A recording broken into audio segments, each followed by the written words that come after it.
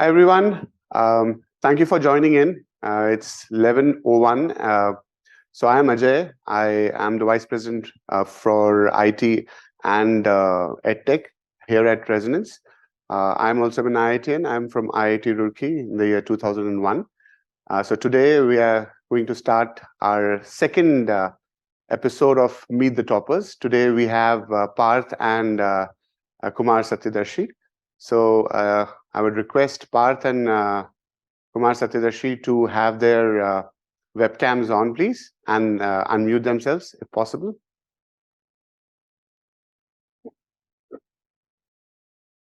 Hello, sir. Good morning. Hi, Parth. How are you? Fine, sir. What about you? I'm doing good. Thank you for asking. Kumar Satyadarshi, if we can have your that light is really giving us trouble, to be honest. I know that light, body light, is just giving us a lot of trouble, actually. If you could, oh, that's helpful. So here we have Kumar Satyadarshi. I will be giving ample opportunity to introduce yourselves, and I'll start with a senior person, which is Kumar Satyadarshi, because Kumar Satyadarshi is I think so right now in third year. Yes, sir. I'm in third year. Okay, so I'll give the starting to you, Kumar Satyadarshi. Just to let you know, guys, everyone, Kumar Satyadarshi was 100 percentile way back 3 years back in JEE Main. So and he really excelled at the last minute. So if you have very interesting questions of what he did, please do ask. And not even that. So Parth again is. I think so. I should let them do their introduction and not take away the limelight from them. So Kumar Satyadarshi, handing it over to you. Hello, everyone. I am Kumar Satyadarshi. I am from Bihar. I qualified JEE in 2021. Currently, I'm in IC Bangalore. I'm in third year and pursuing mathematics major. Kumar, something else? Any other things that you have developed over the course of time, so that we can just ask you more about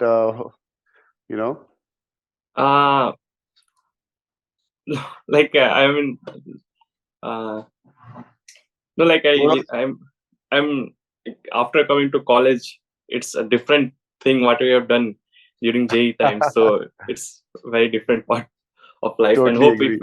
if you will crack JEE, you will pass JEE, that you will really enjoy this part of your life. That's great. Over to you, Parth. If you can introduce yourself. Yes, sir. Hello, everyone. My name is Parth Gupta. I am from Kota, Rajasthan. And this year in 2023, I have cleared JEE Advanced. And right now, I am in IIT Delhi Computer Science branch. And just exploring the college right now. That's wonderful. So it's just the beginning of your college life. So it's you're exploring the opportunities. So I would request all our viewers to really raise their hand, and I'll be coming to them so that you can ask your question directly to whoever you're addressing it to. And today, I'll just be starting with questions that we have received from our viewers. Mr. Dhaval, and this question I would ask you to both of you. And I know I'm getting straight to the real topic, but it's always better because generally what we get is we lose time in all these conversations and people are not able to ask all their questions.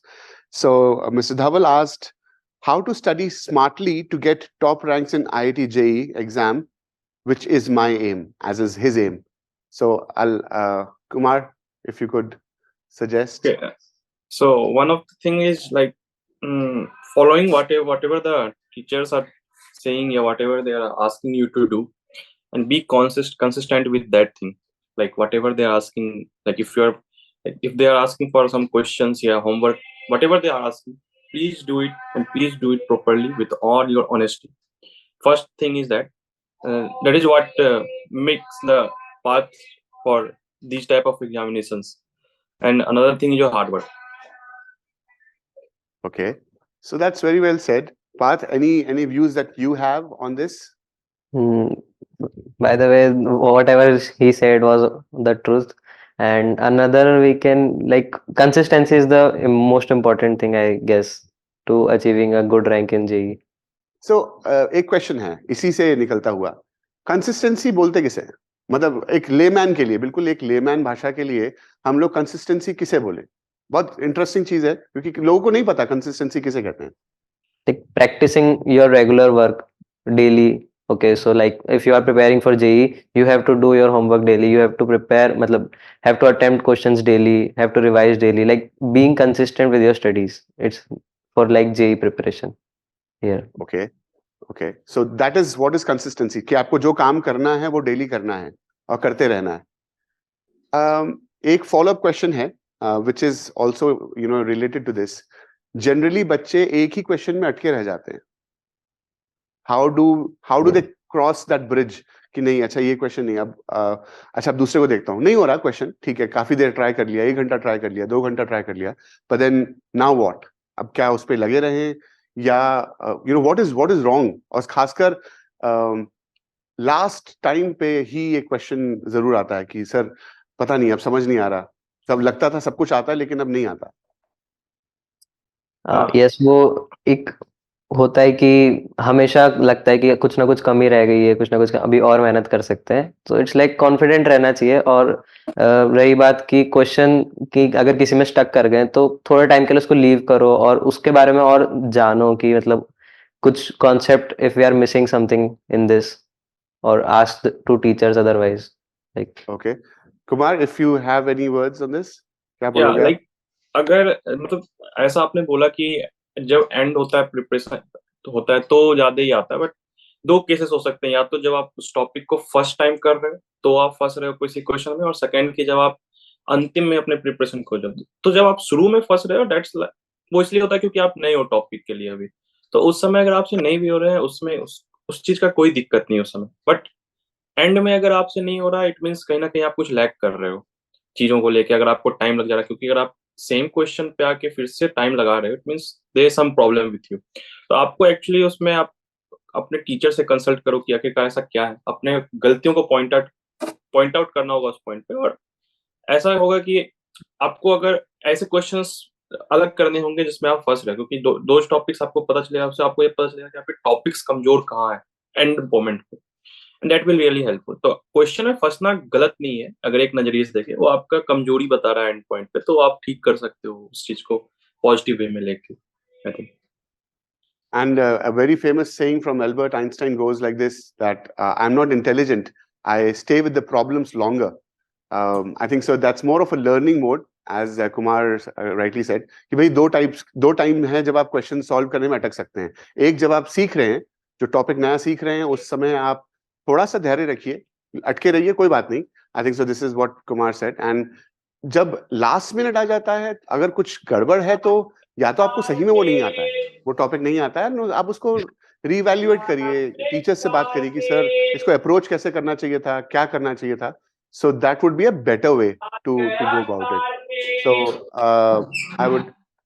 I would give opportunity to people who have raised their hands. So let's see. Abhinav Kumar, I'm requesting you to unmute yourself and you can ask your question. Mr. Abhinav Kumar.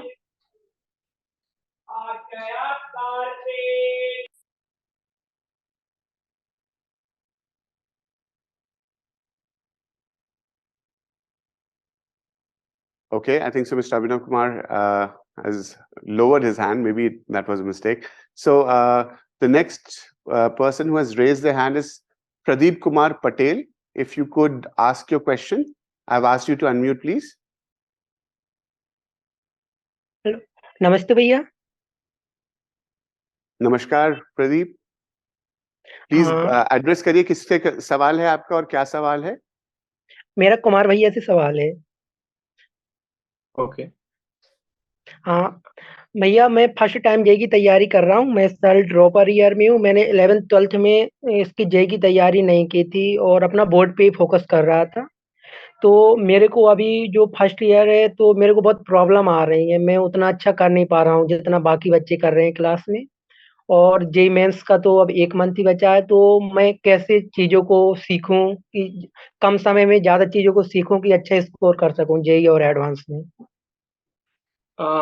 Actually this is a complicated case, क्योंकि आप पहले आपने JEE का किया नहीं और आप 1 साल पहले से कर रहे हैं। तो ऐसा है कि एंड मोमेंट पे आप बहुत ज़्यादा कुछ कर नहीं सकते, क्योंकि ऐसा नहीं है कि आप 1 महीने के अंदर बहुत सारा सिलेबस खत्म कर लिए। एट द एंड आप क्वेश्चंस ही सॉल्व करके देखने होंगे।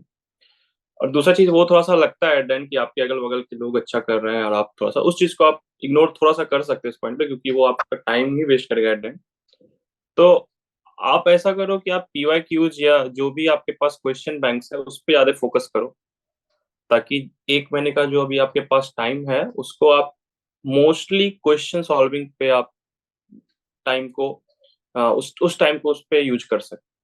तो इस पॉइंट पे आप ज़्यादा बस इस चीज़ पे ही कर सकते हैं कि अपना क्वेश्चन को करने का स्किल और अपना टाइम मैनेजमेंट सुधार सकते हैं। तो 2 चीज़ है, क्योंकि जेईई मेंस के लिए खास करके, एडवांस के लिए वैसे होता है, बट मेंस के लिए आपका टाइम मैनेजमेंट होना चाहिए, क्योंकि क्वेश्चंस आप कर सकते हो, बट अगर आप टाइम मैनेज नहीं कर पा रहे हो तो वो 2-3 चीज़ें अभी आप टेस्ट दो, जो भी आपके इंटरनल टेस्ट्स हो रहे हैं, उसमें अपने आप को एनालाइज़ करो और जो टॉपिक्स हैं धीरे-धीरे रिवाइज़ करते जाओ।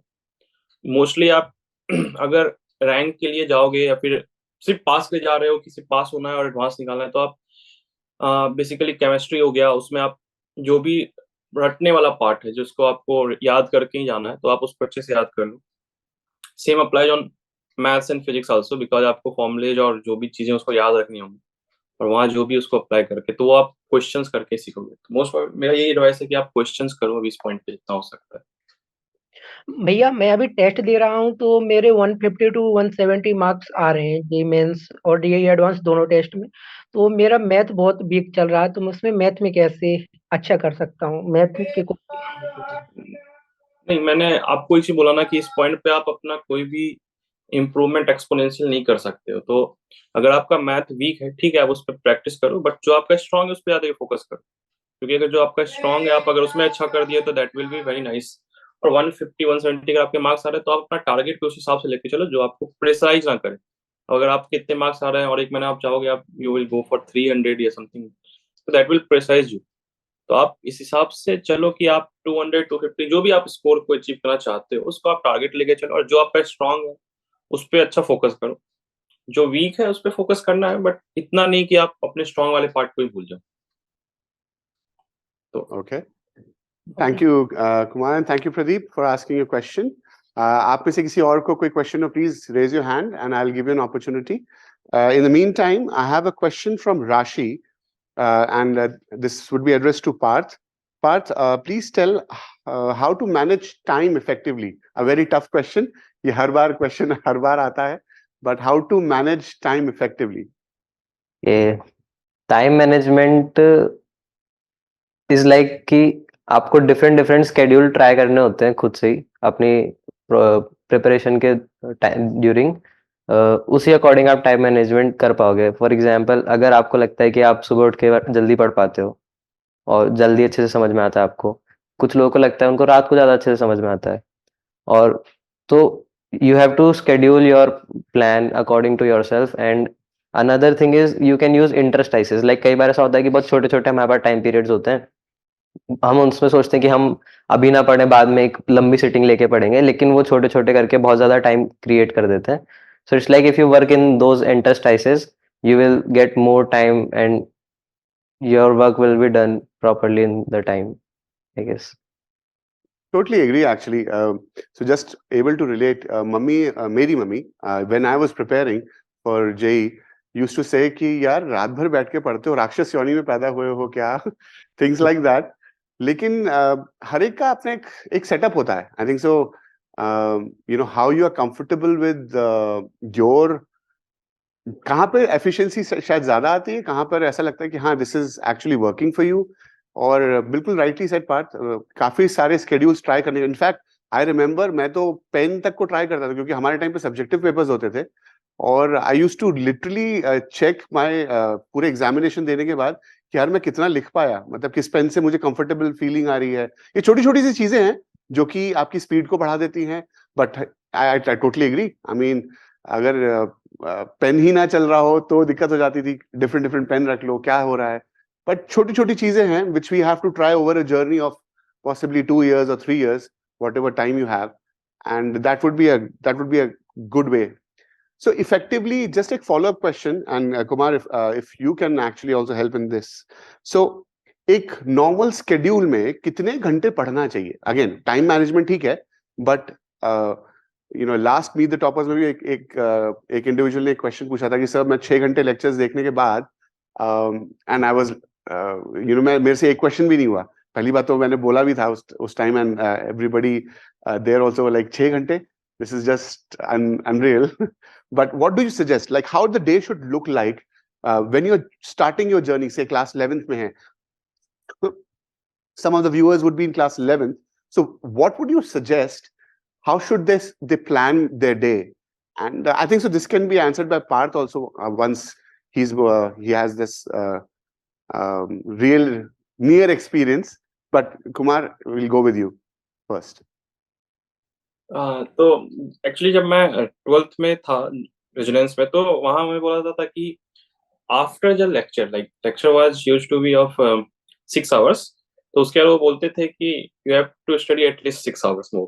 तो ऐसा होता था कि मतलब दिन में 12 से 13 घंटे तो आपको पढ़ने होंगे, मतलब पूरा मिला के लेक्चर्स को लेके. तो अब उसमें ऐसा है कि हर दिन लेक्चर, सपोज डेली आपका मैथ, फिजिक्स और केमिस्ट्री हो रहा है, तो जिस दिन जिस पार्ट रिवीजन, तो आपको तीनों करने हैं, तो आपको इस टाइप से शेड्यूल करना हो कि जो भी आपको पढ़ाया गया क्लास में उसको आपको रिवाइज करना है.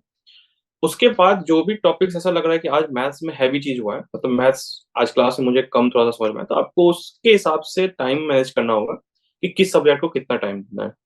अपार्ट फ्रॉम टाइम, अगर कोई हॉलीडे है, जैसे अगर आपको कभी छुट्टी, संडे का बात कर ले, एग्जाम नहीं है, तो फिर आप रिवीजन पूरा वीक का रिवीजन कर सकते हैं. जो भी चीजें पढ़ाई गई है अपने हिसाब से देख सकते हैं, कौन से किस सब्जेक्ट मुझे ज्यादा टफ लग रहा है इस बार, उसके आप क्वेश्चंस जो हम जिसमें ज्यादा होमवर्क मिले उसको, तो वो आपको बेसिकली डे बाय डे आपको शेड्यूल करना होगा, अगर आपको एक्चुअली बहुत इफिशिएंटली आपको शेड्यूल करना है तो. Parth, any views on that? Sir, I believe कि every person has different capacity to do their task in a day. So it's like कि 6 घंटे पढ़ना है या 8 घंटे पढ़ना है, वो बहुत ज़्यादा रिलेटिव क्वेश्चन है. So अगर आपके टास्क कंप्लीट हो रहे हैं, लाइक होमवर्क कंप्लीट है, आपका अपकमिंग टेस्ट के लिए कोई टॉपिक आपको रिवाइज करना है वो कंप्लीट है, आपको जो पढ़ाया गया है आज वो समझ में आ गया वो कंप्लीट है. सो इट्स लाइक कि अगर आप वो 3 घंटे में करो या 9 घंटे में, फर्क नहीं पड़ता फिर. तो इट्स लाइक कि आवर्स मैटर नहीं करते, मैटर करता है कि आपने अपना काम कंप्लीट किया नहीं किया. पता है इससे रिलेटेड, आई डोंट नो, हो सकता है कुमार ने ये स्टोरी सुनी हो मेरे से या नहीं सुनी हो way back, but I had a very good story related, क्योंकि ये चीज शायद मेरे टाइम से चेंज नहीं हुई है, what you rightly said. I used to have a 6 AM alarm clock, और मैं इसको एज अ स्टोरी शेयर करता हूँ. And the 6 AM alarm clock used to be there for me daily. मैं रोज रात को, बस थोड़ा सा निशाचर आदमी था तो रात को पढ़ता था, एंड 2-3 बजे तक पढ़ ही रहा होता था. एंड ये जो 6 बजे का अलार्म क्लॉक था, मेरी मदर की पूजा में विघ्न डालता था सुबह सुबह. ऑब्वियसली वो पूजा कर रही होती थी, मैं तो सो रहा होता था, बट ये अलार्म क्लॉक काफी दिक्कत देता था. तो 4-5 दिन तो ये चला, but after that it was like, अच्छा आप ये, भाई मुझसे पूछा गया, मम्मी ने पूछा कि यार ये अलार्म क्लॉक क्यों लगाते हो? मेरा आंसर बहुत सिंपल था, क्योंकि मेरे दिमाग में क्लैरिटी थी. मम्मी ने तो ये लिटरली ये बोला था, यार ये अलार्म क्लॉक क्यों लगाता है बेटा, मुझे इम्प्रेस करने के लिए लगा रहा है क्या? क्योंकि लॉजिकल ये होता है, अच्छा यार इम्प्रेस कर रहे हो. नहीं नहीं, ऐसा कुछ नहीं था. मैं ये अलार्म क्लॉक इसलिए लगाता था कि जो भी काम मुझे खत्म करना है मैं वो खत्म करूंगा, और किसी दिन ऐसा आएगा कि वो काम खत्म हो जाएगा और 6 बजे मैं वो अलार्म क्लॉक बंद करके फिर सोने जाऊंगा. सो मेरे लिए वो एक तरीके का एक गोल था कि यार अच्छा ठीक है, आज का काम कंप्लीट करने के लिए एक पुश था मेरे लिए. तो और पिछले दिन नहीं हुआ, कोई बात नहीं, चलता है, ठीक है, अगले दिन एक वापस नया अलार्म क्लॉक मेरा इंतजार कर रहा है, शायद मेरा काम कंप्लीट होगा. बट रियलिटी यही है कि बहुत कम दिन जाते हैं कि काम जो करना होता है, खासकर मेरे से तो कम से कम यही होता था कि या तो मैं ओवर एस्टिमेट कर लेता था या जो भी था, बट हाँ एटलीस्ट एक ड्राइव थी कि नहीं करना है, नहीं करना है. Because it takes some time. So we have many questions in the chat box also. So let me take them. Aman Kumar, he's asking how their day looked like during JEE preparation. I think so, Aman, we have answered this, but just to crisply answer, Parth, if you couldn't take this up again, I think so. This is a repeat question. So my day was like in 8 to 1, 8 a.m. to 1 p.m. was class time. Then we go to home, have lunch. Then around 3 p.m. we sit for study. And it's like जब तक काम खत्म हो जाए तब तक पढ़ लेते थे. शाम को थोड़ा खेलने चले जाते थे कभी कभी. और फिर रात को पढ़ते थे वापस डिनर के बाद. ऐसा होता था. हाँ, तो स्टैंडर्ड है, मतलब दिस इज हाँ, लाइक स्टैंडर्ड है. स्टैंडर्ड प्रोटोकॉल है, ऐसा कुछ मेजर चेंज नहीं है. Kumar, hmm. Anything that has changed from into Parth, मतलब was this the same pattern that you followed? Difference रहता था कि मेरे क्लासेस 3 to 8 होते थे शाम में, तो अच्छा बस और कुछ नहीं. अच्छा, ठीक है, फेयर. आई मीन किसी क्लासेस कब होते हैं, किसी क्लासेस कब होते हैं, that's very fair. This is rightly, you know, it is more of an individual decision, but we all live by a constant that is 24 hours in a day. तो आप उसके हिसाब से प्लान कर लीजिए कैसे आपको प्लान करना है, और क्लासेस का टाइम आपका क्या है उसके हिसाब से भी आपको प्लान करना पड़ेगा. So a very interesting question Vikrant has asked is, do you think it is worthwhile to come to Kota and study? Has it made a change in you as an individual, and has it helped you in wherever you are right now? Actually this, ये ऐसा नहीं है, मतलब this is a very, इसका impact जो मेरे ऊपर है that is very very big. Because मैं अपना एक ही स्टोरी बताता हूँ कि जब मैं 10th में था, जब अपने स्कूल में था, तो आई गिव PRM एग्जाम, जो मैथ्स ओलंपियाड के लिए होता है. फर्स्ट स्टेज होता है, I got 0 marks. Actually, I got 0 marks that day, and that day I realized, what do I know? I don't know anything on maths. Next year when I came in my 12th class, मैं IMOTC तक गया. Like after coming Kota, I learned many things. Actually, मैं जब समझा ना कि वो पढ़ने का तरीका क्या होता है ना, that is what I learned first thing after coming to Kota. So वो एक बहुत बड़ा चेंज होता है. उस चीज को जो मैं अप्लाई किया खुद पे, जिस टाइप से, जैसे टीचर्स का जो भी पढ़ाने का तरीका, किसी चीज को समझने का तरीका, ये जो होता है, ये एक बहुत बड़ा डिफरेंस होता है जो आप शायद अपने घर पे रह के ना सीख पाओ अगर आप सेल्फ स्टडी कर रहे हो. और किसी भी चीज को समझने का जो फास्टर वे होता है, वो मैंने बहुत अच्छे से सीखा. तो 12th क्लास में मैंने इनमो भी क्वालिफाई कर लिया. मेरे को 0 मार्क्स थे और आई क्वालिफाइड इनमो. तो वो जो एक बिग डिफरेंस है ना, फ्रॉम 0 to क्वालिफाइंग इनमो, मुझे लगता है वो चीज मुझे कोटा से मिला है. So I totally agree. Like अब जेई का तो जो है वो है ही, but this is what I thinks my bigger achievement after going to Kota. So yeah. And Kumar, is just to add on, so is it helping you still? आज भी you're in IC Bangalore. It's actually इस point पे मैं mathematics major ही हूँ, तो मेरा most of the courses mathematics ही होता है. तो जो भी समझने का, कोई भी चीज को अप्लाई करने का, या किसी भी चीज को फास्ट में समझने का तरीका, एक बहुत बड़ा इम्पैक्ट जो है मेरे ऊपर, वो कोटा का है. So I will totally agree with that. Parth, you are from Kota, so you have seen all this happening day in, day out, बचपन से. So now your story would be little different possibly, लेकिन still I would really request you to share your side of the story. या मैं कोटा से ही हूँ, तो कोटा आने की बात तो करना वर्थ इट होगा नहीं. हाँ, but Kota is known for coaching, so we can say like 8th class में मैंने रेजोनेंस ज्वाइन किया था. और बिफोर दैट, मतलब लाइक जैसे भैया ने भी कहा, I don't know anything about like. Then after 8th I have prepared for IJSO in 9th, although not qualified. Then 10th 11th I have started preparation for JEE, NTAC CAPE and all these things. So it's like कि yes, it made a very big change from knowing nothing to knowing something वाला part जो है. It's like कि अगर मैं school में ही रहा होता तो शायद आज यहाँ ना बैठा होता. तो बहुत ज्यादा इम्पैक्ट आता है कोटा कोचिंग का. Very nicely said, both of you. तो एक क्वेश्चन जो मेरे जहन में हमेशा रहता है कि आपने पढ़ाई इसलिए करी थी क्या कि आप मीट द टॉपर्स पे आ पाए? नहीं, that is not like. First तो होता है कि आप जे क्रैक करो, फिर नहीं, so I think so that was more on a humor scale कि कुछ मजाक हो जाए. Let's talk about your hobbies. I think so. Parth, let me start with you because you are very current towards going to a college and developing something. So, what do you think your hobbies were, and then how do you want to pursue in IIT or like even in ISC? Obviously, सारी चीजें available होती हैं, but क्या कर पाते हो, क्या नहीं कर पाते हो? That is a big question. So, let's discuss more on what you can develop as hobbies and how the life is at IIT. Okay, so my hobbies are like I used to play football, but during JEE preparation it was somehow like नहीं खेल पा रहा था मैं. तो अभी मैंने वापस शुरू किया फुटबॉल खेलना और डांस करना. ये मुझे काफी अच्छा लगता है. तो ये मेरी हॉबीज है. परस्यू करने के लिए वहाँ पे अपॉर्चुनिटीज बहुत हैं. लाइक इतनी ज्यादा अपॉर्चुनिटीज है कि कई बार आपको ऐसा लगेगा कि मैं अगर सब कुछ करूँ तो मेरे पास 24 आवर्स भी कम. So very rightly said. सच में ऐसा होता है. सभी चीजें होती हैं और सारे व्यूअर्स को मैं सजेस्ट करूंगा कि ये देखें कि भाई ये भी नॉर्मल इंसान है. इनका भी मन करता है नाचने का और म्यूजिक सुनने का और सॉकर खेलने का या फुटबॉल खेलने का, कुछ भी करने का. Kumar, what about you? Now you are a senior, you are in third year, so what's for you like? क्या है एक्चुअली hobbies? हॉबीज क्रिकेट खेलना है मेरे, गाना गाना है. बट अभी जो रिसेंटली जो डेवलप हुआ है दैट इज स्विमिंग. तो मैं ये आईसी में जाके हॉबी स्विमिंग का थोड़ा सा लगा है, तो वो भी सीख रहा हूँ और उसी पे है कि और अच्छे से उसको सीखूं. अच्छा लगता है करना.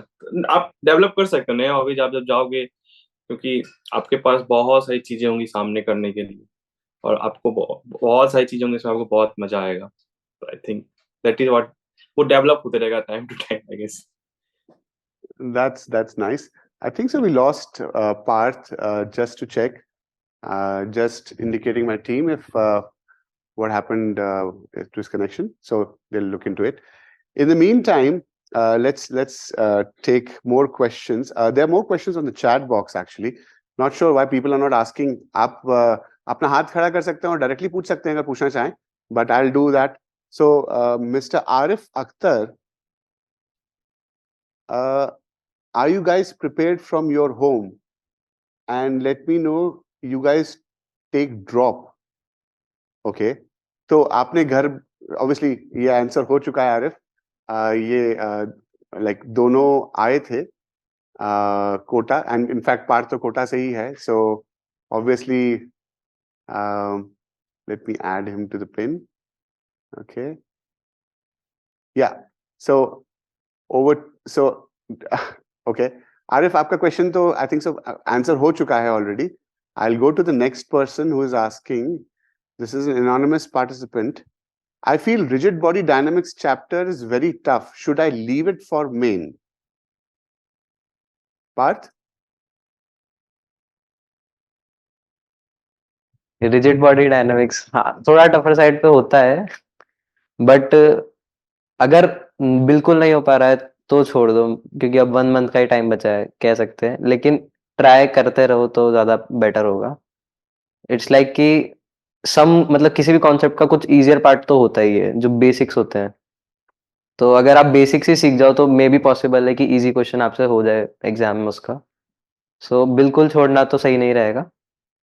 तो ये है ऐसा. इसको ऐसा नहीं देखें कि क्या रिजिड बॉडी डायनामिक्स ही है जो दिक्कत दे रहा है, बाकी कुछ दिक्कत नहीं दे रहा. मतलब और भी चीजें हो सकती है ना. तो बिल्कुल हो कैन वी सकती है. Not can we not utilize the time possibly. भाई कुछ नया मत पढ़ो. मेरा तो मानना यही रहता है हमेशा कि लास्ट मिनट पे नया पढ़ के कुछ नहीं होने वाला. आपको समझ में ही नहीं आएगा कि वो यूज कैसे करना है. This is what I feel. What about you Parth? Right, या लास्ट मिनट. बिल्कुल बिल्कुल सही बात है. लास्ट मिनट में तो जो आता है उसी को कैटर कर लो और स्ट्रॉन्ग कर लो, वो ज्यादा इंपॉर्टेंट होता है. तो तो मतलब आई थिंक सो रिजिड बॉडी डायनामिक्स एक अगर हम लोग ऐसे देखें, इसको क्वांटिफाई करें कि क्या रिजिड बॉडी डायनामिक्स में छोड़ देता हूं तो क्या मेरा जेई मेन में नहीं होगा? हो जाएगा, तब भी हो जाएगा. आई हो डोंट सी. जाएगा. बिल्कुल हो जाएगा. So I was thinking Kumar, what about you? What do you think कि एक टॉपिक को लेने से या छोड़ देने से कुछ हो जाएगा? वो बहुत हद तक डिपेंड करता है कि उसका टारगेट क्या है. If is like I am fine with 200 to 250 marks, it's fine, then it's fine, no problem. But अगर आपका है कि नहीं, you have to get a good rank, then you must have to do like आपको एक चीज हो सकता है कि आप PYQs देख लो कि किस टाइप के क्वेश्चंस उस पे आ रहे हैं मेंस में, उसके हिसाब से फिर आप अपना स्ट्रेटजी करो कि नहीं मेरे को टॉप हो सकता है किसी को CTRM में दिक्कत हो रहा हो, तो आप वो वाले पार्ट को छोड़ दो जिसको आपको लगता है कि अगर शायद मोमेंट ऑफ इनर्शिया ही पूछ रहा है पिछले 2-3 साल में लगातार, तो राइट, इसलिए वो आपको एक स्ट्रेटजाइज करना पड़ेगा कि वो है क्या, मतलब आपका दिक्कत एक्चुअली है क्या, तो उस हिसाब से फिर yes. Fair call. Okay. So we have another viewer, Sahil. Sahil, I'm asking you to unmute. You can ask your question directly. Please बताइएगा किससे question है. अगर दोनों से है तो please बताइएगा दोनों से है. Thank you. You can ask your question, Sahil. Hello. Yes sir, तो मेरा क्वेश्चन कुमार भैया से था। मैं ड्रॉपर हूँ इस साल, और मैंने पहले भी 11th-12th में तैयारी नहीं की थी इसकी जेई की। इसी साल कोटा आए हैं, ड्रॉप पर हैं, और हमारा सिलेबस भी नहीं हुआ है, एक ही मंथ बचा है। तो मुझे अब मतलब रिवीजन करना चाहिए या फिर क्लास करनी चाहिए, मतलब कैसे करना चाहिए? नहीं देखिए, एक चीज है ना कि जो आपको इंस्टीट्यूट करने के लिए बोल रहा है उस चीज को तो आप करते रहिए, क्योंकि वो आपको कि आप इस बार आए हो, बहुत बच्चे पहले हुए हैं तो उन्होंने इस चीज को देख रखा है, तो वो ज्यादा एक्सपीरियंस्ड है। तो उस हिसाब से आप जो वो पहले बोल रहे हैं वो कर लीजिए, उसमें आपको घबराना नहीं है। आपके सिलेबस क्योंकि आई गेस 2 अटेम्प्ट्स हैं इस बार है, तो 1 महीना है, फिर ये हो सकता है कि जिस हिसाब से वो जो भी प्लान कर रहे हैं वो आपकी अच्छाई के लिए, मतलब वो आपका मतलब मैक्सिमम आपका प्रॉफिट हो उसके लिए कर रहे हैं, तो आपको पहले तो उस पर ध्यान देना है। दूसरी बात ये कि अगर आपको बहुत घबराहट हो रही है कि नहीं हो पाएगा, तो आप एक बार टीचर से कंसल्ट कीजिए पर्सनली जाके कि सर ऐसे ऐसी बातें हैं कि क्या कर सकते। I guess that will be like आपको ज्यादा रिलीफ देगा एज कम्पेयर टू कि आप खुद से कुछ करने चले जाइए। तो thank you. Parth, any addition to what Kumar Bhaiya said? No, he's right. Said almost all the things. ठीक है. Let's take more questions from the chat. There are many questions actually. People are. Can we crack JEE Main in 3 months? That's an anonymous participant. Not sure who the person is, but can we crack JEE Main in 3 months? Parth? Can we crack? Okay. So it's like कि JEE जो है वो एक 2 year long preparation है। अगर आपको कुछ अच्छा अचीव करना है, एक अच्छी रैंक अचीव करनी है, सिर्फ क्रैक करना इज लाइक अगर सिर्फ पास होना है तो मे बी कोई 3 month में कर ले, but it's not the right way to do it. आपको एक ईयर लॉन्ग प्रिपरेशन करनी पड़ेगी जेई के लिए अगर आपको कुछ अच्छा अचीव करना है तो। Okay, fair. And my 2 cents here is आप 3 मंथ में करने को तो कुछ भी कर सकते हो। करने को तो अगर आपका दिन अच्छा है तो आपके तुक्के भी चल जाएंगे। बट सोचिएगा एक बार, क्या आप इससे कुछ सीखे? इम्पोर्टेंट ये है कि एक जर्नी है। आप IIT पहुंच गए या किसी NIT पहुंच गए और इस तुक्कों के साथ पहुंचे, तब भी आपका जो मेंटल डेवलपमेंट है वो हुआ नहीं है। इम्पोर्टेंट पार्ट है ये जर्नी क्यों जरूरी है। सो व्हाई इज इट कि इतना पढ़ाया जाता है, it's the complexity level is so high. So as a person who has been to an IIT, I can tell you कि हमारे पास वहां पे सरप्राइजेस ज्यादा होते हैं। सो कभी भी सरप्राइज क्विज हो जाता है, ओपन बुक टेस्ट होते हैं। Just to share some real life instance, so professors come to the class and say, okay, you have a surprise test and you have 24 hours. 24 hours का test है and it's an open book test. आप library जाइए, आप कहीं जाइए, आजकल तो Google है, ठीक है, बट हमारे टाइम पे इतना ज्यादा चीजें नहीं होती थी। हमारे टाइम पे we had to go to the library and stuff, but there are so many things in your subject that have not been solved, और वो आपको वही चीज देते हैं जो सॉल्व हुई ही नहीं है। And you are literally looking at some postulate, some perspective जो आपको लगता है अच्छा हो जाएगा, लेकिन वो होता नहीं है, और पूरी क्लास लिटरली फेल मार्क की जाती है। वो बात अलग है, बाद में वो CGPA में कैसे काउंट होता है, बट रियलिटी यही है कि आपकी जो जर्नी होती है सीखने की, वो इसलिए जरूरी है सो दैट आप वो थ्रेशोल्ड पार कर पाओ। कोई साइंटिफिक टर्मिनोलॉजी में आपसे बात करे तो कम से कम आपको समझ में आ रहा हो, ऐसा ना लगे कि पता नहीं क्या बात कर रहा है। तो वो जो एक लैंग्वेज में बात करने की एक फ्लुएंसी आती है ना, वो डेवलप करनी है हमें 2 साल में। तो ये मैं कह सकता हूं कि हो सकता है आप JEE मेन क्रैक कर लें, लेकिन आप वो लैंग्वेज, जो साइंटिफिक लैंग्वेज जो आपको वहां कॉलेज में जाके बात करनी पड़ेगी, आप वो डेवलप नहीं कर पाएंगे, ये पक्का है। तो this is my cent, this is my way of thinking about it. So there are many more questions in the. So I'll give more importance to people whose names are there. So I'm in class 11th right now, and I feel resonance DPPs are tough. Do these DPPs help for main and advanced daily practice problems? Parth, because you're more current to this DPP norm, so if you can answer it. हाँ, DPPs के question अच्छे होते हैं, काफी helpful होती है JEE mains और advance दोनों के लिए. स्टार्टिंग में बीइंग ट्रूथ मेरे को भी हार्ड लगते थे, बट प्रैक्टिस करते करते आप कर पाओगे धीरे धीरे क्वेश्चंस को. It's like you have to learn more about that topic to get solve these questions. Okay. Samarth Jagdale, I hope I'm pronouncing the surname correctly, is asking a question: how to start preparing for JEE in class 11th to achieve under 100 rank? Kumar? हाँ, actually ये वही question है कि आपको फिर से मतलब आपको कंसिस्टेंट रहना पड़ेगा, हर चीज को लेके ऑनेस्ट रहना पड़ेगा, क्योंकि एट एंड ऐसा नहीं होता कि आपको कुछ एक्स्ट्रा एकदम कर देना है कि आप, क्योंकि शुरू में जो आपको पढ़ा रहे हैं आपको उसको कवर अप करना है, उसके हिसाब से जो क्वेश्चंस वो दे रहे हैं उसको करते रहना है, और टाइम टू टाइम आपको रिवाइज करते रहना है चीजों को, ताकि आप चीजों को बहुत ज्यादा भूल ना जाए. बेसिकली ये होता है ना कि आप eight the end of 2 years आप रीगेन, आपके पास कितना कैपेबिलिटी है रीगेन करने का, उस चीज को याद करने का कितना कैपेबिलिटी है आपको जो 2 साल में पढ़े हो. क्योंकि हो सकता है कि आप बीच में चीजें अच्छे कर रहे हो, आपके इंटरनल टेस्ट हो रहे हो कुछ सब टॉपिक्स के ऊपर, आप उस पर अच्छा स्कोर ला रहे हो, बट जब आपका एंड होगा, एंड में जब आप पूरा सिलेबस का दोगे तो आप कितना याद रख रहे हो, उसको कैसे अप्लाई कर रहे हो, ये सब जो चीजें होती है ना, ये आप ऐसा नहीं कि बस आप नोट्स पढ़ लिए हो जाएगा, ये आपको शुरू से ही करते आना होगा, क्वेश्चंस करते आने होंगे, आपको अपनी गलतियां को बाहर निकालना होगा, उस पर वर्क करना होगा. तो आप जितना ऑनेस्ट रहेंगे इस चीज को लेके, ये बहुत इनफ है आपको अंडर 100 रैंक लाने के लिए, more than enough I guess. Very nicely said.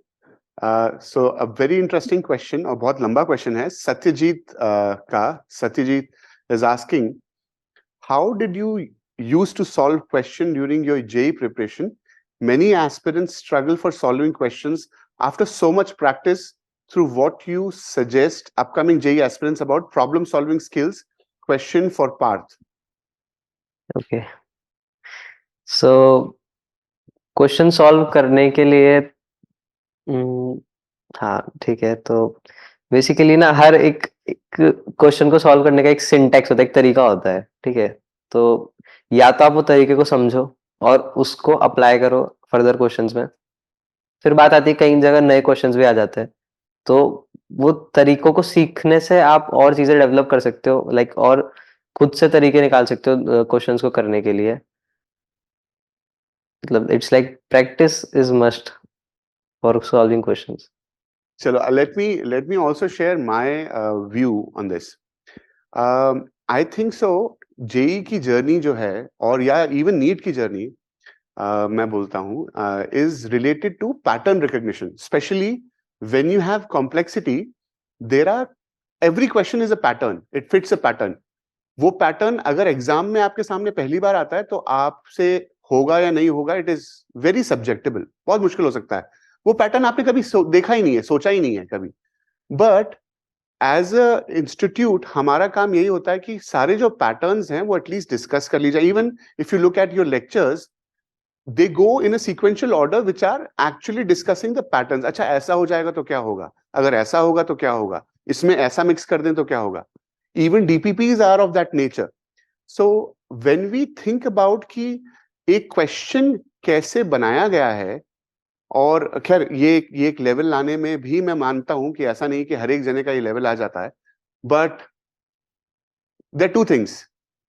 अगर मुझे बोला जाए कि सबसे सही तरीका क्या है, तो सबसे पहले आप क्वेश्चन को अप्रोच करने का तरीका देख लीजिए. मैं अक्सर ये बोलता हूं दैट कभी कभी आप क्वेश्चन को ना करें, वो आपके लिए बेहतर है, क्योंकि आपको कॉन्फिडेंस ही नहीं कि वो होगा ही नहीं होगा, आप टाइम वेस्ट करोगे. इससे बेहतर है जो आपको लगता है कि हाँ यार क्वेश्चन हो जाएगा, पढ़ते के साथ ही हो जाएगा, क्योंकि आपका एक सीक्वेंशियल ऑर्डर सेट है कि अच्छा ये इस टॉपिक का है, क्वेश्चन पढ़ते के साथ ही समझ में आ जाता है, अच्छा यार ये क्वेश्चन किस टॉपिक का है। अगर आपको इसमें भी दिक्कत हो रही है तो क्वेश्चन तो वैसे भी नहीं होने वाला आपसे। तो क्वेश्चन की जो अप्रोच है उसको समझिए, वो किस टॉपिक का है उसको समझिए। हो सकता है पैटर्न जो आपने ऑलरेडी किए हुए हो वो आपको याद ना आए उस टाइम पे, बट वो पैटर्न आपने किया हुआ होगा अगर आपने डिलीजेंटली सारी शीट्स, सारे डीपीपी सॉल्व किए। इसके बाहर से हो सकता है एक दो क्वेश्चन बिल्कुल अजीब से अलग से बाहर से आ सकते हैं, बट मेजरली आप देखेंगे तो सारे क्वेश्चंस एक पैटर्न पे होते हैं, और वो पैटर्न आपको जैसे ही समझ में आने लग जाएगा, you will be in a wonderful space. You like हाँ यार मेरा सिलेक्शन तो हो रहा है, मुझे पता है क्या है। और यही चीज डेवलप करनी होती है 2 साल में। अब आपका जो पिछला क्वेश्चन था कि क्या 3 महीने में जेईई मेन हो सकता है, बिल्कुल हो सकता है अगर आप ये चीज डेवलप कर लें तो। This is my sense. Kumar, if you want to add to it और anything that you know something that I may be missed out. नहीं नहीं, आपने सारी बातें कर दी। बस वही है कि आपके अंदर जब मैच्योरिटी आ जाता है ना उस टाइप का, कि क्वेश्चंस आपको रिकॉग्नाइज होने लगता है कि अच्छा आप इसमें ये करना है। इनफैक्ट कल ही मेरे एक दोस्त से बात हुआ था, he is in IT Hyderabad, उससे मेरी बात हो रही थी, तो ये डिस्कसिंग कि यार अब लगता है कि ना कुछ कुछ जेई में जो प्रॉब्लम्स होते थे ना क्वेश्चन करने में, बच्चे वाले ऐसे से कि जो अच्छे से टैकल हो सकते, थोड़ा सा सोचता तो वो अब लगता है क्योंकि अब मैच्योरिटी आ चुका है कर करके इतना कि हाँ यार वहां पे ना ये अप्लाई करना होता है। तो ये चीजें आप अगर एट द एंड तक ला पाए, that is very very good. तो आप क्वेश्चंस करने में बहुत हेल्प करेंगे। Kumar, what you said was very inspiring actually. So I would want you to elaborate more कि मतलब ये जो आपने बोला ना कि यार अब मैच्योरिटी आ गई है, ये चीज बड़ी इंटरेस्टिंग है कि अब वो क्वेश्चन देख के अरे ये तो बच्चे वाली, मतलब वो प्रॉब्लम जो जेई मेन, जो शायद जेई एडवांस में आई हो, जेई मेन में आई हो, which was very tough for you at that point of time. Now that you are a maths major and doing in your third year, अरे यार ये तो देखते के साथ ही हो गई है। सो थोड़ा सा elaborate करना है इसको, क्योंकि ये बहुत बेनिफिशियल हो सकती है सारे व्यूअर्स के लिए। हाँ, जैसे मैं एक एग्जांपल देता हूँ। जैसे थ्योरी ऑफ इक्वेशन एक चैप्टर है मैथमेटिक्स में, तो उसमें कुछ कुछ चीजें होती है ना जिस जो आपको शायद ट्रिक्स के तरह लगे कि अरे यार ये तो थोड़ा सा लगता है कि अगर मतलब ऐसा होता है कहीं के। एक छोटा सा एग्जांपल था, कॉम्बिनेटोरिक्स का एग्जांपल लेके देता हूँ। जैसे कभी कभी क्या होता है, काउंटिंग प्रॉब्लम्स होते हैं ना, तो उसमें कुछ ऐसे प्रॉब्लम्स होते हैं इस पे आपको वो पार्ट हटाना होता है जो जैसे कुछ पूछ रहा है, मांग रहा है कि बताओ इसका वैल्यू क्या है। तो जो चीजें उसका वैल्यू नहीं एक्वायर करी उसको हटा दो। तो टोटल में से अगर मैं उसको माइनस कर दूं, I will get the actual answer, my answer. अब ये जो चीजें हैं कि आपको पहचानना कि ये कॉन्सेप्ट कहाँ लगेगा। तो अभी कभी कभी कुछ बच्चे मुझसे डाउट पूछते हैं ना, तो आई वाज लाइक यार यार ये क्वेश्चन में तो ये डायरेक्ट लग रहा है, क्यों नहीं दिख रहा है इन लोगों को। बट दे आर लाइक भैया मुझे समझ अभी समझ में आया जब आप बोले। तो वो जो चीजें होती है ना कि पहचान लेना, वो आपको क्वेश्चंस करने के बाद आता है। अरे यार यहाँ पे तो ये भी लगा सकते हैं, कहीं पे ग्रुपिंग वाला प्रॉब्लम है तो वो लगा सकते हैं। तो जो छोटी छोटी चीजें होती है वो आप प्रैक्टिस कर करके समझते हो कि अच्छा ये क्वेश्चन हो तो इस टाइप से भी सकता है। अगर मैं चाहूँ तो कोई भी क्वेश्चन काउंटिंग प्रॉब्लम में एग्जांपल लेता हूँ कि आप काउंट एक एक करके काउंट कर सकते हैं। बट एक्चुअल मैच्योरिटी होता है कि जब आपके पास एक सिंपलर मेथड हो उससे, जैसे कि आपको क्वेश्चन बहुत कम टाइम में कर पाओ। तो वो जो चीज होता है वो आप प्रैक्टिस से ला पाते हो। तो that's what maturity is. So you also agree कि भैया पैटर्न्स दिखने चालू हो जाते हैं हाँ, विद प्रैक्टिस। बहुत।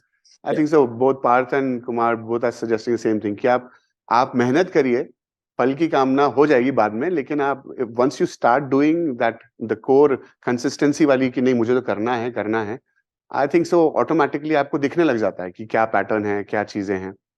ओके, सो एक ह्यूमरस क्वेश्चन है एनोनिमस पार्टिसिपेंट का, why do I feel excited in exercise 1 is exercise okay, well no, the question is why do I feel exercise 1 is hard than exercise 3?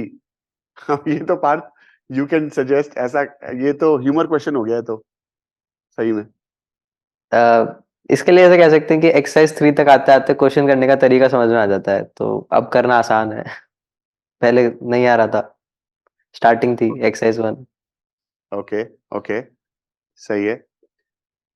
सो एक personal question है दोनों से। सो जो difference मेरे time पे था और वो आपके टाइम पे है was we had subjective papers.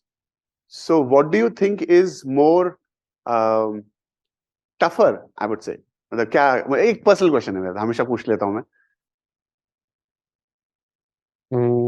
Subjective tougher होगा, और आई थिंक सो कुमार अब जो पेपर्स होते हैं वो तो सब्जेक्टिव होते होंगे, मैथ्स में तो अब तो यस सर। तो क्या लगता है अब I think subjective? Subjective is more, मेरे ख्याल से, क्योंकि एक थॉट ये भी हो सकता है कि वो समय समय का, क्योंकि चीजें चेंज, ऐसा नहीं कि सिर्फ सब्जेक्टिव सब्जेक्टिव, उसके साथ बहुत सारे पैटर्न्स भी चेंज हो गए, जो भी उनका जो भी, तो वो एक टफनेस आई गेस की वो है कि टफनेस तो अभी भी है जो समय होता होगा। But I think subjective is like, from my point of view, क्योंकि आपको एक लिखने का स्किल भी वहां पे डेवलप करना होता है। अभी है कि आप क्वेश्चन किए, रफ में किए, वट एवर आपके दिमाग में जो आ रहा है बस आप लिखते चले गए। बट जब सब्जेक्टिव है तो आपको अच्छे से सब कुछ ऐसे लिखना होगा कि आगे वाला समझे, तो आपके पास एक राइटिंग स्किल एक्स्ट्रा चाहिए होता है, आपके प्रॉब्लम सॉल्विंग स्किल से एड ऑन करना पड़ेगा आपको। तो आई गेस क्योंकि अभी मैं सारे पेपर सब्जेक्टिव नहीं देता हूँ, तो आई कैन अंडरस्टैंड कि वो थोड़ा सा टफर होता है। सो Parth, what do you think? You're the most current, so या सेम वन अभी जैसे हुआ मेरा, तो मेरे को भी यही लगा कि सब्जेक्टिव इज टफर। वो लिखने की स्किल जो भैया ने बोला वो बिल्कुल सही बात है, वो डेवलप करनी पड़ती है। 2 साल से it was like objective objective, फिर वहां जाके देखा सब्जेक्टिव तो फील हुआ। अच्छा, इसमें एक फॉलोअप क्वेश्चन है विच इज जो कि आजकल बच्चे खासकर कोविड के बाद स्टूडेंट्स हैव कम बैक एंड वो पेन को यूज नहीं करते हैं। You understand what I am saying? कि पेन को यूज नहीं करते हैं। Even in the preparation of JEE मैं देखता हूँ बच्चों के रजिस्टर्स ही खाली हैं। आई रिमेम्बर हमारे टाइम पे ठीक है, हमें सब्जेक्टिव लिखना होता था पेपर, इसलिए हमें हमें how to present that question वो भी आना चाहिए था। ठीक है, प्रेजेंटेशन ना हो, लेकिन रफ का काम तो बनता है, मतलब इतना तो। बट आजकल बच्चे, सर मैंने दिमाग में कैलकुलेट कर लिया और वो दिमाग में गलती कैलकुलेट किया है, तो गलती वहां किया है, लेकिन वो पेन यूज नहीं करना चाहते। So what do you suggest, how to change this habit? और नहीं, ये हैबिट ठीक है, मतलब what is your take on this कि यार पेन यूज करना चाहिए नहीं करना चाहिए? आई ऑलवेज यूज टू से कि भाई आपका बेस्ट फ्रेंड है वो पेन है, क्योंकि एक तो नॉन लिविंग एंटिटी है, कोई बायस डिसीजन नहीं दे रहा, और जो आप कर रहे हो वो कर रहा है भाई, तो इम्पोर्टेंट है। But what do you suggest, Parth and Kumar, both of you? Sir जैसे मैप तो प्रिपरेशन के टाइम जितनी मतलब जिस एक्सटेंट तक पॉसिबल हो सकता था उतना माइंड में करता था, but at the end pen की नीड होती थी, क्योंकि जो भी आपने मैनिपुलेशन किया है अपने माइंड में, कैलकुलेट किया है, वो आपको कहीं ना कहीं तो लिखना पड़ेगा for further calculating and reaching to the final answer. So हाँ, एक एक्सटेंट तक यूज करना ठीक है, लेकिन पेन की नीड तो होगी। लाइक छोड़ देना कि हाँ हो जाएगा, वो गलत है। Kumar, what about you? Pen चलाना कितना इंपॉर्टेट है नहीं, अगर नई जब जर्नी में? जब तक आप शकुंतला देवी नहीं है तब तक आपको पेन की जरूरत पड़ेगी, सिंपल सा बात है। तो ना आल्सो हम लोगों के पेजेस, मतलब कॉपीज भर जाती हैं, तो हम लोग को तो, और जेई के समय तो मैं मानता हूँ, क्योंकि एक चीज जो इम्पोर्टेंट ना, जो आपको शायद जब तक आप जेई दे ना दो तब तक आपको नहीं पता चलता अच्छे से, वो होता है कि आपका रफ वर्क जो होता है ना, that should be very clear. क्योंकि आप जब लौटते हो ना कैलकुलेट करके, तो आप अगर बीच में खो गए, that is what killing your time. So मेरे ख्याल से वो चीज बहुत इंपॉर्टेंट होता है कि आप अपने रफ वर्क को कैसे कैरी ऑन करते हो, जेई मेंस में भी और जेई एडवांस में। जेई एडवांस में तो फिर भी आपको एक नोटपैड देते हैं पूरा सा, एक मोटा सा इसमें, लेकिन मेंस में आपको page page page page bye page देता है, और वो भी लिमिटेड कहीं कहीं देते हैं। तो you have to be very very efficient with this thing कि आप अपना रफ वर्क कैसे कर रहे हो, उसके लिए आपको पेन चलानी है। और कैलकुलेशंस तो आप, क्योंकि मेंस में जब जाओगे तो आप 2+2 को भी आप अच्छे से देखोगे कि 4 ही आ रहा है, कि बहुत समय नर्वस हो, आप बहुत नर्वस हो गए, क्योंकि प्रेशर रहता है। आई सजेस्ट कि आपको थोड़ा सा इस चीज पे भी वर्क करना चाहिए। तो आज की ताजा खबर, Kumar Satyadarshi is human after all. नहीं नहीं, I think yeah, so, everyone is human and very rightly said. बिल्कुल सत्य बोला है कि आपका जो रफ काम है ना, ये बहुत ही बारीकी चीज है। आप प्लीज, जो भी सुन रहे हैं, प्लीज ध्यान से रखिएगा कि इतना इंपॉर्टेंट है कि आपका रफ काम भी बहुत क्लीन साफ हो, सो दैट उस पॉइंट ऑफ टाइम पे आपने जो छोड़ा है वापस आके लौट के देख सको। आप वापस से क्वेश्चन तो स्टार्ट नहीं करोगे ना, वापस से चलो वापस से शुरू करता हूँ, नहीं हो नहीं पाएगा, टाइम ही नहीं है इतना। सो वेरी इंपॉर्टेंट, आपका जो रफ वर्क है वो भी थोड़ा क्लीन करिए। और आपको मैं ये तो कह सकता हूँ कि बहुत बच्चों का रफ वर्क बहुत ही गंदा होता है, मतलब रफ वर्क तो इट्स नेक्स्ट टू इम्पॉसिबल। वो खुद नहीं पहचान पाता ये मेरी राइटिंग ही थी क्या, क्योंकि you are like scribbling around. But बहुत इंपॉर्टेंट है कि आप ये हैबिट डेवलप करें। So we have another viewer, Kshitij. Kshitij, you have raised your hand, आपको मैं अनम्यूट कर रहा हूँ, please ask your question. Good morning sir. Good morning to you, Kshitij. So my question is for Kumar Satyadarshi, sir. I would like to ask you, sir, that could you please share your last month's strategy with me as far as JEE Mains examination is concerned? Okay so for JEE Mains ऐसा था कि जो test हो रहे हैं internal test, first of all उसको बहुत अच्छे से करके उसको एनालाइज करना है गलतियां कहाँ हो रही। दूसरा कि मेरा एक रूटीन था ना कि मैं डेली सुबह उठ के इनऑर्गेनिक का मैंने अपने से नोट्स बनाए थे, एनसीईआरटी नोट्स जो भी है उससे जो चीज मुझे एक्चुअली याद करना है वो दोनों के लिए, ऑर्गेनिक के रिएक्शन मैकेनिज्म वाले पार्ट को या जो भी एसिड बेस ऑर्डर्स वगैरह जितने भी थे, उसके अलावा जो भी ब्लॉक्स अभी तो शायद पता नहीं, अभी का शायद सिलेबस मुझे अच्छे से पता नहीं है क्योंकि चेंजेस हुए हैं, बट उस समय जितने भी पार्ट थे उसको मैं था कि मुझे सुबह उठ के एक बार तो रिवाइज करना ही करना है। मतलब लास्ट 30-40 डेज का ये था कि डेली मुझे रिवाइज करना है एक बार उठ के, क्योंकि एट द एंड वो फ्री के मार्क्स होते हैं मेरे ख्याल से अगर आपको वो आ रहे हैं तो। दूसरी बात वही है कि जो भी मैं ऐसे टॉपिक्स थे जैसे कि कुछ कुछ टॉपिक्स ऐसे थे जो एनसीईआरटी में थे जो कि सिर्फ मेंस के सिलेबस में थे, एडवांस के सिलेबस में नहीं थे, उसको करना एंड एंड वो सब चीजें एंड टाइम के लिए मैंने बचा के रखा था, अच्छे से रिवाइज पढ़ तो पहले भी लिया था बट अच्छे से रिवाइज करने के लिए ये सब चीजें। तो अंतिम का जो मंथ होता है उसमें कुछ नया कुछ भी नहीं है, ऐसा नहीं कि मैं कुछ बहुत नया कर रहा हूँ, जो पहले से किया हूँ उसको अच्छे से रिवाइज करना, उसी को और मजबूत करना, बेसिकली यही लास्ट मंथ स्ट्रेटजी। कुमार, मैं तो हमेशा ये भी बोला करता था, उन दोस्तों से दूर रहो जो बाहर आके आपको ऐसा फील कराते हैं जैसे आपको कुछ नहीं आता। खासकर एग्जाम के बाद वो आपको हर जगह मिलते हैं। Parth, what do you say about ऐसे ऐसे फ्रेंड्स जो आपको बाहर आके फील कराते हैं कि आप मिजरेबल हो, आपको कुछ नहीं आता, आपने कुछ नहीं किया एग्जाम में? हाँ, कभी कभी मिल जाते हैं ऐसे लोग, बट ठीक है, आपको उसको सहन करने की क्षमता बढ़ानी पड़ेगी। क्योंकि ऐसे लोग हर जगह मिलेंगे। एक क्वेश्चन है लवेन शर्मा का, सर एक मंथ में रिवाइज कैसे करें? आई थिंक सो ये किसी और का भी क्वेश्चन है, बट हाँ ठीक है सर, एक मंथ का रिवीजन प्लान। हाँ तो मतलब जिस हिसाब से मैंने बोला कि आपके जो भी इंटरनल टेस्ट हो रहे हैं उसको आपको रखना है ध्यान में फर्स्ट ऑफ ऑल, क्योंकि वो रिवीजन के लिए ऐसे जरूरी होता है। कुछ टॉपिक्स जो क्वेश्चंस आप नहीं कर पा रहे हो उसको आप लौटो, आप उसको अच्छे से फिर से एक बार देखो, उस पर किस क्यों नहीं हो पाया क्वेश्चन, थोड़ा सा अगर आप सोचोगे तो आपको समझ में आएगा अच्छा टॉपिक में ये पार्ट बचा है, तो उससे आपका रिवीजन भी होगा। और दूसरी बात ये कि आपको रिवीजन केमिस्ट्री का अलग होता है एज कम्पेयर टू मुझे लगता है फिजिक्स मैथमेटिक्स, क्योंकि उसमें आपको बहुत चीजें याद रखनी पड़ती हैं, बहुत चीजों को ऐसा जो भी चीजें याद करने की। बचा हुआ पार्ट से फिजिक्स और मैथमेटिक्स हो गया, तो आप पीवाई क्यूज देख लो एक बार अच्छे से, जितने भी अगर आपके पास 10-15 जितने भी ईयर्स के हैं आप उसको लगाओ अच्छे से। अपने सीट्स में आपके जो जो प्रॉब्लम्स आपको लगे थे जो आपसे नहीं हो पाए उस समय, फिर आपको लगता है कि ज्यादा टाइम, क्योंकि वो तो आपको मार्क करके चलना पड़ेगा शुरू से ही कि आपके कौन से ऐसे क्वेश्चंस हैं जो आपसे अच्छे से उस समय नहीं, उस पर आप एक बार लौटो, उसको देखो क्या है। बड़े बड़े फॉर्मूला कोनिक सेक्शंस के जो फॉर्मूलाज हैं या जो भी बड़े बड़े फॉर्मूलाज है, ऑप्टिक्स में बहुत सारे फॉर्मूला है, तो वो सब चीजें आपको एक बार अच्छे से रिवाइज करनी होंगी, फॉर्मूलेज याद करने, मतलब आपको एकदम बहुत क्लियर होना चाहिए ये सब फॉर्मूलेज की हाँ लगाना कहाँ है, फॉर्मूला है। तो I think Parth, any suggestions from your side for 1 month revision plan? उन शॉर्ट नोट्स जो है बहुत काम आते हैं, मैंने काफी सारे बनाए थे। और केमिस्ट्री के लिए तो बहुत ही सारे, और उसके अलावा फिजिक्स और मैथ्स में भी कई बार ऐसे फॉर्मूलेज होते हैं जो हमें याद नहीं रहते, या कुछ छोटे छोटे रिजल्ट्स होते हैं जो अगर हम याद कर लें तो बड़े बड़े क्वेश्चंस बहुत इजीली सॉल्व हो जाते हैं। तो अगर उनके शॉर्ट नोट्स बनाओ और उनको रिवाइज करते रहो तो काफी हेल्प मिलती है, जो मैंने किया था। ओके, एक क्वेश्चन और है विच इज बीइंग आस्क्ड कि सर जेई मेन से पहले मुझे एनसीईआरटी की किताब अब पढ़नी चाहिए, क्योंकि कभी कभी डायरेक्ट क्वेश्चंस आ जाते हैं उससे। पार्थ, मोर रेलेवेंट फॉर यू। बिल्कुल, या मतलब एनसीईआरटी केमिस्ट्री के लिए तो बहुत ज़्यादा इम्पोर्टेंट है।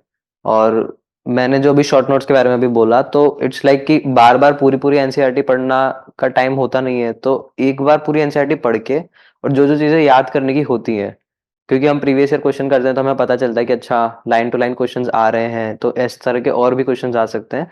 तो उनको मैंने अपने शॉर्ट नोट्स में लिखा था ताकि मैं उन्हीं को रिवाइज करता रहूँ बार बार, instead of reading whole NCERT repeatedly. अच्छा, एक चीज एनसीईआरटी बुक के बारे में मैं सजेस्ट करना चाहूंगा, बिकॉज हमारे टाइम पे जेई मेन और एडवांस अलग नहीं होते थे, but once I did the entire journey of 2 years, और जब मैंने वापस जाके NCERT की किताब पढ़ी, I was able to appreciate the finesse जिससे वो किताब लिखी गई है. Oh my God, वो एक paragraph was equal to possibly 6 pages. And इतनी ज्यादा मतलब वो अंडरस्टैंडिंग डेवलप करना अपने आप में मुझे लगा कि oh my God, I am able to understand and absorb कि ये एक पैराग्राफ में क्या लिखा हुआ है, विच वाज लाइक अगर मैं उसको ट्रांसलेट करूं कि मुझे क्या समझ में आया, which was like at least 6 pages easily. So is this feeling very relatable, or and does this help actually कि अच्छा हाँ अंडरस्टैंडिंग में भी मदद हो रही है कि हाँ मुझे समझ में आ रहा है कि यार एनसीईआरटी की बुक क्या बात कर रही थी मेरे से, जो कि पहले समझ में नहीं आ रहा था. Does that help, or is that even a feeling जो मैंने शेयर करी, हो सकता है मेरे को बिल्कुल सही है. मतलब मेरे को भी लगा था ऐसा, जब देखते हैं कि हाँ ये जो भी हम पढ़ रहे हैं, जो भी क्वेश्चन हम कर रहे हैं, वो कहीं ना कहीं एनसीईआरटी से निकल के आ रहे हैं और बहुत अच्छे से लिखी हुई है वो. मैं एग्री करता हूँ उस बात से. Kumar? Yes sir, actually between the lines जो चीजें होती है ना, वो बहुत अच्छी है एनसीईआरटी के, जो भी लिखावट है उसकी, वो आई आल्सो रियली अप्रिशिएट. क्योंकि आफ्टर मतलब सीट्स या टीचर्स के पढ़ाने के बाद जो भी चीज मैं कर रहा होता हूँ, उसमें बहुत help. That is really good. That is really good, no doubt. So with that, we are nearly, to the end of our session. Nearly 1 घंटा हो चुका है. It's just 3 minutes. If you have any last question, please let me know. There's a question from Abhijay Maurya. So I'm a dropper and my marks in maths and chemistry are satisfactory to my expectation, but I'm lacking in physics. So in the last 30 days, what should I do? Improve my marks in physics. What should I do to improve my marks in physics?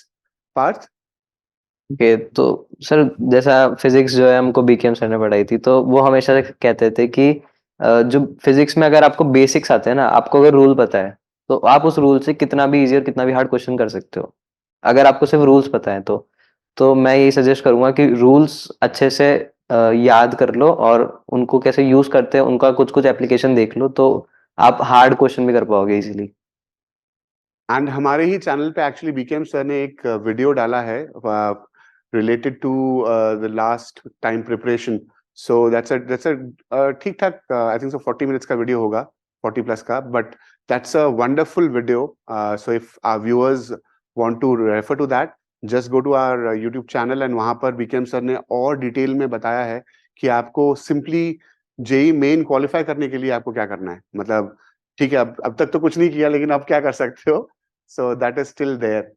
With that, I think so the revision plan things, and we plan to do that for mathematics and chemistry also. But थोड़ा सा खासकर इस बार syllabus change हुआ है, change नहीं, I would say deplete हुआ है, कुछ चीजें हटा दी गई हैं syllabus से. So that is also the case where that is something जो कि चलता रहता है. With this, we come to the conclusion of our second episode of Meet the Toppers, and wish Kumar and Parth the best of luck, and best of luck in pursuing your hobbies, pursuing your ambitions in life, and hope to meet you again in another session of Meet the Toppers. With this, we come to the conclusion. Thank you all for joining in. It was lovely having you as an audience. Thank you. Have a good day. Bye-bye.